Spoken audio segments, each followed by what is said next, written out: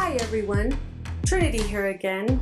I'd like to welcome you back. Like I said in the first episode, for years my husband Bob and I started out as couriers carrying hundreds and thousands of dollars in cash out to Northern California. With that money, Trey or Colin would broker a load of weed around 100 pounds or so, give or take, pack it up and put it in our car, and then Bob and I would drive it back for distribution in Salt Lake City. Driving from Salt Lake across the Nevada desert up to the farms in NorCal, and then picking up the load and then going on up to Portland and back down to Salt Lake was usually a 3 to 5 day turnaround. Trey was the second in command of our business, partnering up with his buddy, Colin Armstrong. We all called him Tiny though. Throughout this series, I'll probably go back and forth using both of his names, Tiny or Colin, because we kind of called him both, so I don't want you to get too confused. Tiny was ultimately named the kingpin of our organization. As you listen, you may think of me what you will, me being a real-life drug dealer that was involved in this dark, illicit world. But however you label me, it's probably true in one way or another. I don't know. Maybe you think I'm an outlaw. Some people call Bob and me Bonnie and Clyde. But for now, as you listen along, I'll just label myself what they actually charged us all with in 2015. The official DEA charge was conspiring and trafficking in marijuana. I am a conspirator and a trafficker. I like the dark and mysterious sound of that label. Conspirator, conspirator. Don't you? Trafficker. It almost sounds like a cuss word, doesn't it? You piece of traffic. That family over there is a bunch of white traffickers. The reason this series is called Trinity's Emerald Triangle is for a number of reasons. First and foremost is because I love alliteration. Trinity trafficking weed in the Emerald Triangle. Say that 3 times fast. Trinity trafficking weed in the Emerald Triangle. Trinity trafficking weed in the Emerald Triangle. Trinity trafficking weed in the Emerald Triangle.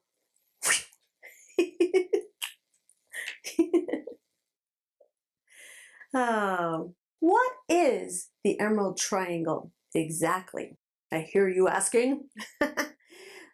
Some of you smoke weed and you don't even know the answer to that question? Don't worry, it's okay. Most people don't know either. We're all gonna learn together. Lesson number 1, kids. Weed doesn't come from a little plastic bag from your dealer's backpack.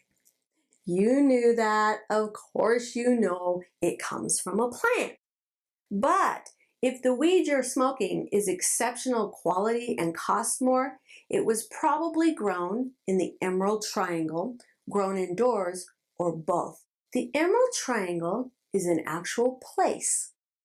According to most dealers, the best outdoor and indoor weed is grown in the Emerald Triangle, which consists of 3 counties north of Sonoma and Napa Valley.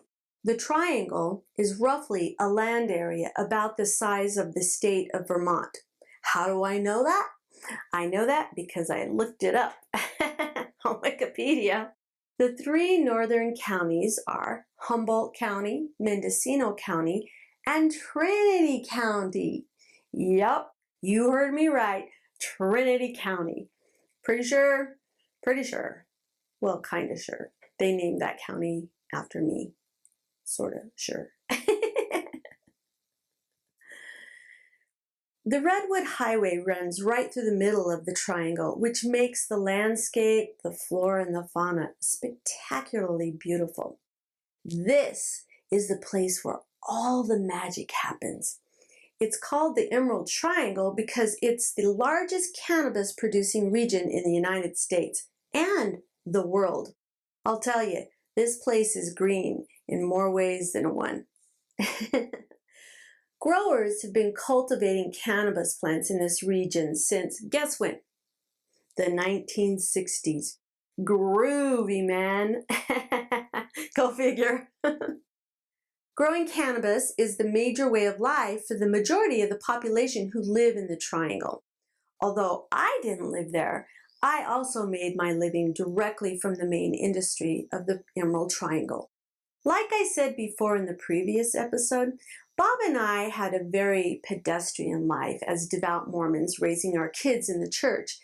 But life took us for a very strange twist indeed, and now here I am talking to you about the weed industry. Being involved in the weed market was by far the best career that Bob and I have ever had. Running up and down the Redwood Highway to go to the farms, meeting the farmers and driving up to the hidden farms on cliffs that overlooked the Pacific Ocean at Shelter Cove in Humboldt County, and picking up those loads was an experience I will never forget. We used to go swimming and lie out at the pond at Trey's farm while we waited for him to broker. Their farm didn't have enough plants to broker for all the east side of Salt Lake. While they had a farm, they also had to broker more. While we were waiting for him to broker, it was so beautiful and tranquil outside around the Douglas firs and the 400-year-old oak tree. It was like going to a Zen retreat. On the northern part of our route home, from Portland to Boise on Interstate 84, we always drove past the Shoshone Falls exit.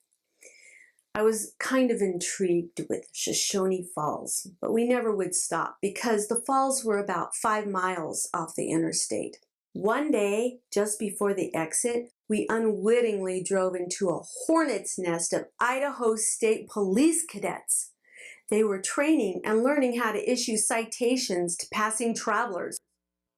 There must have been at least 20 to 30 squad cars up and down the 5-mile stretch, signaling random travelers to pull over. We were terrified.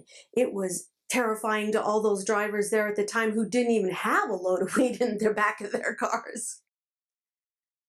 How utterly ironic would it be if one of those wet behind the ear cops stumbled upon our operation?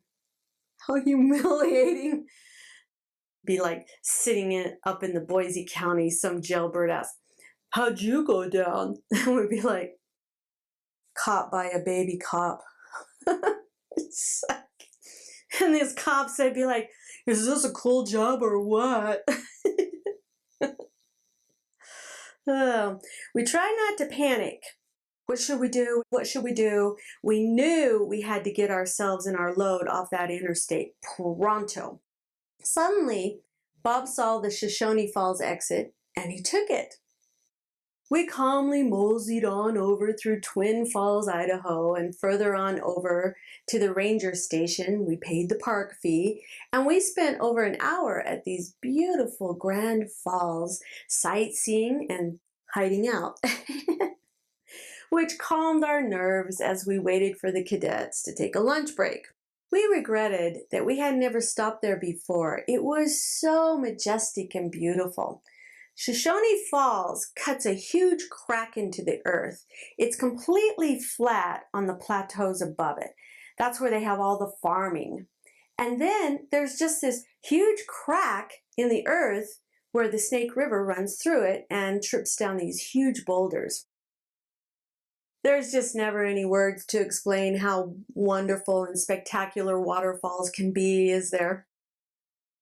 Finally, when we felt like the coast was clear, we got back on the interstate and continued on our way. Now, not only was I a trafficker, I was also a traveler. Trinity, the traveling trafficker. Say that one 3 times fast. Trinity, the traveling trafficker. That's me, Trinity, the traveling trafficker. I'm a very repentant little criminal, aren't I? I love talking to you about the mystique of the exclusive drug world that we lived in. I like telling you these fun stories. By inviting you to examine my past, perhaps I'll be able to debunk a lot of stereotypes and myths you have about the drug and weed industry. I'd also like to educate you as to what the whole cannabis industry is actually all about. Come with me from your bright, sunshiny cul-de-sacs as we delve into the shadowy borderland of the black markets.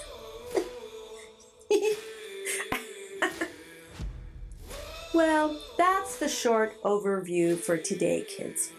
As you get to know me and my family and all our escapades, I hope to make you think and question your lifelong paradigms you have about people like me. I'm giving you a little taste of the red pill, if you will. I would love to hear your reactions and thoughts about the subject matters that we've discussed today. Leave your comments down below, and even if you don't approve or agree with me, express yourself. But please keep it respectful towards me and amongst yourself. If you liked the episode, be sure to press the like button. And if you haven't subscribed yet, go ahead and do that too. Until next week's episode, stay out of trouble. And remember, next time when the state cop cadets are out, take an exit and go see the sights. Maybe it'll be the world's largest ball of yarn, or a two-headed baby lamb, or hike the falls. Sometimes you just gotta stop and smell the roses. And for sure, don't do anything I would do. See you next episode. Bye-bye.